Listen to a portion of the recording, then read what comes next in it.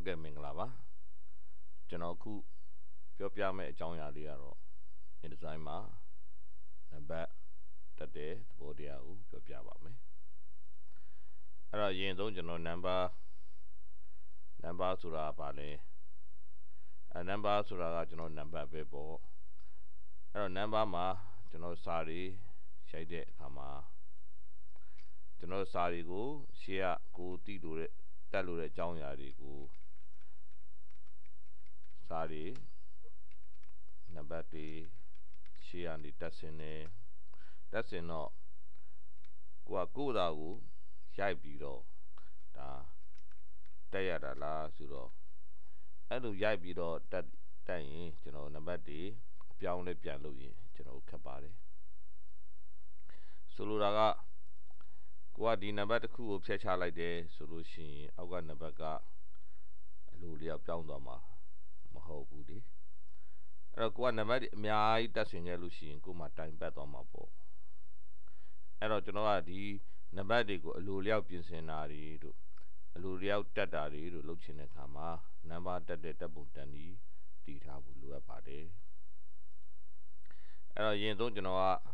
ta nằm sura về ale đi xia nằm cái đi thu đấy ta đi của cho nó suru vào đấy. Nằm tết khám mà lên nằm đi to a paragraph go be number ga tab ba phitပါတယ်ဆိုလိုတာကကျွန်တော်နံပါတ်တက်မဲ့အကြောင်းအရာတွေဟာ paragraph တစ်ခုရဲ့စာပိုက်တစ်ခုရဲ့ရှေ့မှာပဲတက်ဆင်လေးရှိပါတယ်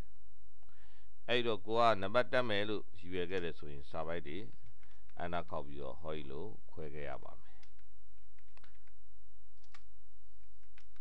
ဟောဒီလိုကျွန်တော်ခွဲခဲ့ရမှာဖြစ်ပါတယ်ဟုတ်ပြီအဲ့တော့နံပါတ်တက်မယ်ဒုတိယအချက်ကျွန်တော်နံပါတ်တက်မယ်ဘယ်လိုတက်မလဲနံပါတ်တက်မယ်ဆိုတော့ကိုတက်လို့တဲ့ paragraph တွေကို select လုပ်ပါအဲ့လို select လုပ်ပြီးပြီဆိုရင်ကျွန်တော်ဒီမှာဟောဒီမှာသူ့ကိုကျွန်တော်ရွေးလိုက်လို့ရတယ်ဒါမှမဟုတ်ကျွန်တော် paragraph နော်အဲ့တော့ paragraph ဆိုတာလေးကိုကျွန်တော်ဖွင့်ထားလိုက် window တွေကနေပြီးတော့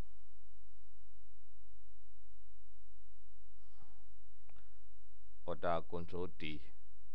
အဲ့ paragraph ပန်နယ်တွေကနေပြီး hoi down တွေကနေပြီးတော့ bullets and numbering ဒါကိုကျွန်တော်ဖွင့်လိုက်အဲ့ဒီမှာလည်းကျွန်တော်ဒါနံပါတ်တက်ဖို့ပဲ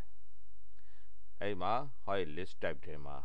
ကျွန်တော် number ဆိုပြီးတော့ဒါယူလိုက်တယ်အဲ့မှာ auto ကျွန်တော်ဒီမှာ1 2 3ဒါဖြစ်သွားပြီဒီလိုနေထားကိုကျွန်တော်ဆိုလိုတယ်အဲ့နံပါတ်ကဒီမှာတက်ပြီးဆိုတော့ကိုကဒီမှာတစ်ခုကိုကျွန်တော်ကအကြောင်းညီညွတ်လို့ဖြည့်လိုက်တယ်သူ့ဘာသူကျွန်တော်နံပါတ်ကလေးတွေဒီမှာပြောင်းလဲသွားတာဖြစ်ပါတယ်အကယ်ကိုကနောက်တစ်ခုထပ်တက်မယ်နောက်တစ်ခုထပ်ပြီးတော့စာရလိုက်တယ်ဆိုရင်ဟိုတီးတက်တက်เสียမလို့တစ်ဆက်တည်းနံပါတ်အစီအစဉ်နဲ့သွားမှာဖြစ်ပါတယ်အဲ့ဒါဟာကျွန်တော်နံပါတ်တက်ချင်းပြစပေါ့အဲ့ဒါပြီးရနောက်မှာကျွန်တော်နောက်တစ်ခုကနံပါတ်တွင်စာသားသူမဟုတ်သင်္ကေတများထည့်သွင်းခြင်းအဲ့နံပါတ်ကျွန်တော်ရှေ့ရတက်ထားတဲ့နံပါတ်တွေမှာကိုယ့်ရဲ့အမှတ်အသားပြုတဲ့သင်္ကေတတချို့ကိုထည့်သွင်းခြင်းနဲ့ဆိုရင်ကျွန်တော်တို့ဘယ်လိုထည့်သွင်းမလဲဟုတ်ပြီနမူနာကြည့်လိုက်ရအောင်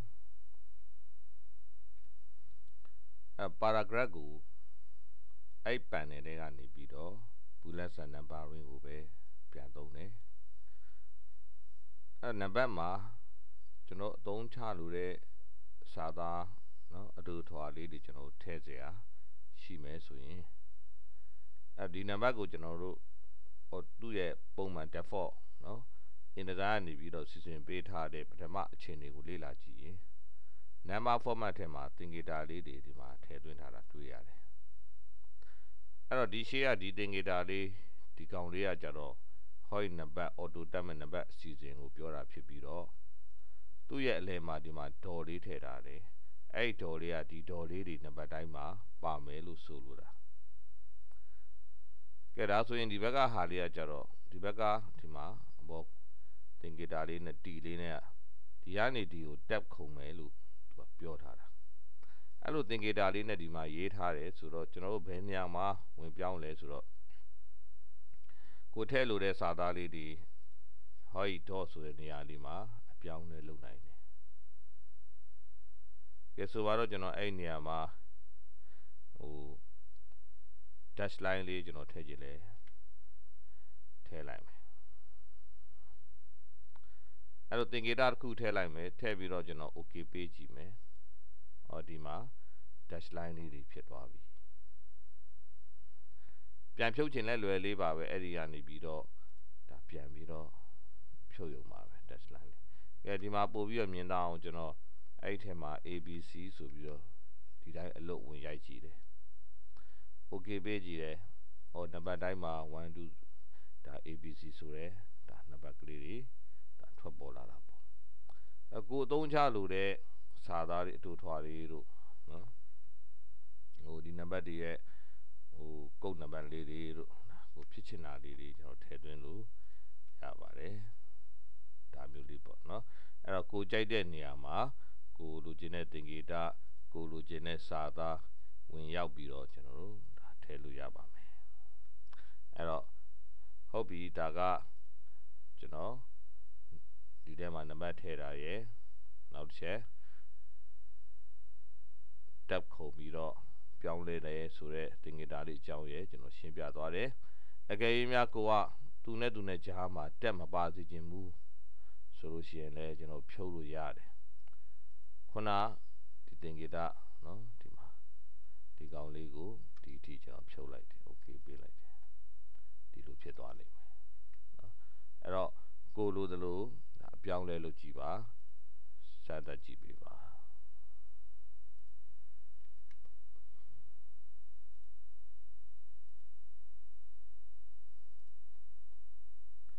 အဲ့တော့ကိုက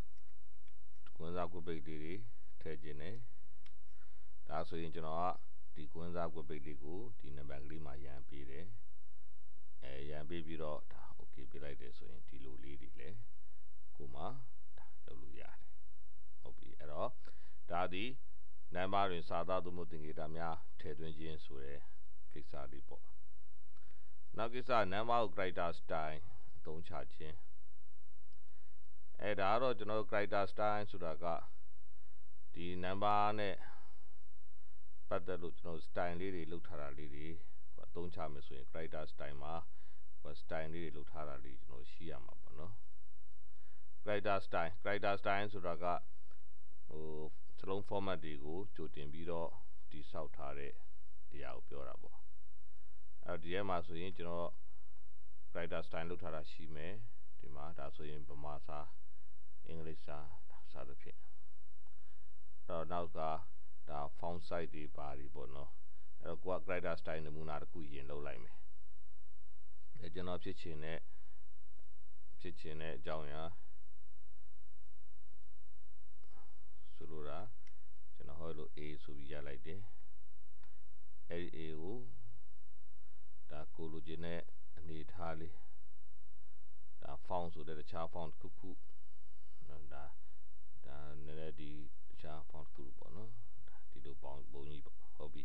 အဲ့ဒါလေးကို style တစ်ခုအနေနဲ့ကျွန်တော်ဒီမှာတင်လိုက်တယ် slash မှတ်ပြီးတော့ new ဒီမှာ character style 3ထွက်လာနော်6ဆက်တဲ့ကိုဒါနံပါတ်ကတော့ပဲတူမလဲအဲ့တော့ကိုကဒါနံပါတ်အတွက်သုံးမဲ့ style ဆိုပြီးတော့နံပါတ်ပေးထားလိုက်မယ်ပေါ့ number use ပေါ့နော်ဒါကိုကြိုက်တာပေးထားလိုက်ပေးထားပြီးတော့ဟောဒီကိုနံပါတ်ထိုးထားတဲ့ဒီဟာကို style နံပါတ်တွေကို style လေး character style ထည့်သုံးမယ်ဆိုရင်ဘူးလဲစာ number range ကိုပြန်ပြီးတော့ဖွင့်လိုက်တယ်အဲ့ဒီမှာဟောဒီ character style ဆိုတဲ့စီးရင်ထဲမှာကိုလုပ်ခဲ့တဲ့ style နာမည်တွေပါနေမှာဗျဒီထဲမှာကိုကခုန number use ဆိုတာလေးကောက်ရွေးပေးလိုက်တယ်မြင်တဲ့အတိုင်းပဲကျွန်တော်ပြုလုပ်ခဲ့တဲ့ style အတိုင်းဒီမှာပြောင်းလဲသွားတာတွေ့ရပါလိမ့်မယ်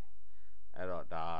character style ဆိုတာကိုထည့်ပြီးတော့ကျွန်တော်သုံးဆွဲသွားခြင်းပဲနော်ဟုတ်ပြီအဲ့တော့ तू က character style ဆိုတော့ဒီနောက်က number နဲ့ तू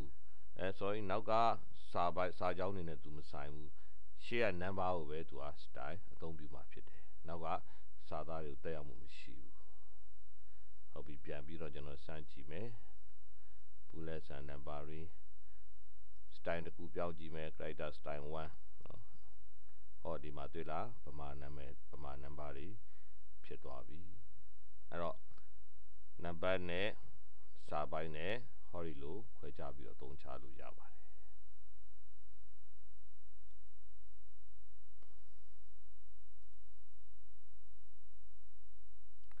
နောက်တစ်ခုကနံပါတ်ကိုအစဉ်ကိုဆက်ဆက်ပြီးတော့တက်ခြင်းနံပါတ်အစဉ်ကိုဆက်ဆက်ပြီးတော့တက်ခြင်းဆိုတာက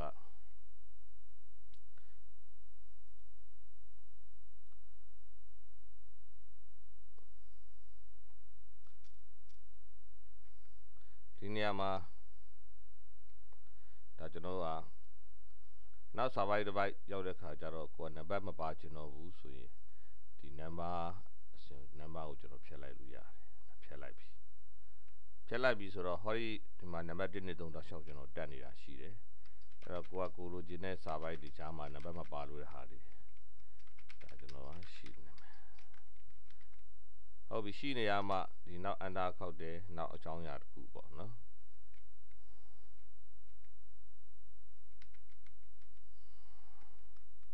နောက်အကြောင်းအရာတစ်ခု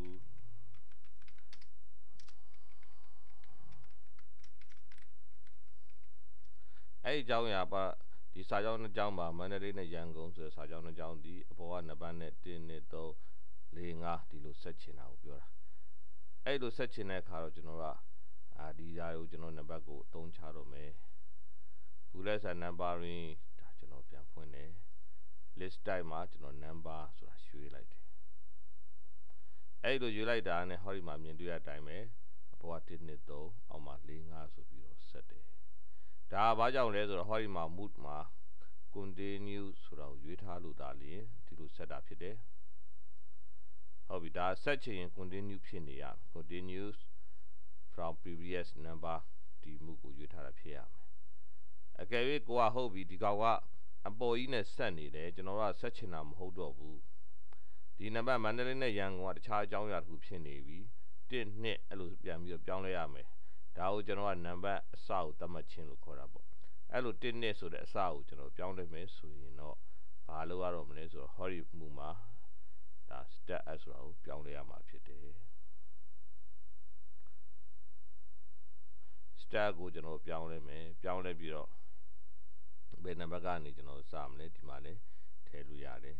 ပြီးရင် okay ပြီးရင်ကျွန်တော်ဒီမှာ1 2ပြန်ဆင်သွားအောင်လို့ဒီကောင်လေးနှိပ်ပေးဒါမှကျွန်တော်ဒီလိုမျိုးနံပါတ်အစကိုပြန်လဲသတ်မှတ်လို့ရမှာဖြစ်ပါတယ်ဟုတ်ကဲ့ဒါဒီဗီဒီယိုမှာဒီအကြောင်းအရာလေးတွေဒါကျွန်တော်ပြောသွားခြင်းဖြစ်ပါတယ်ဒါလေးကိုလေ့လာပေးကြပါဦး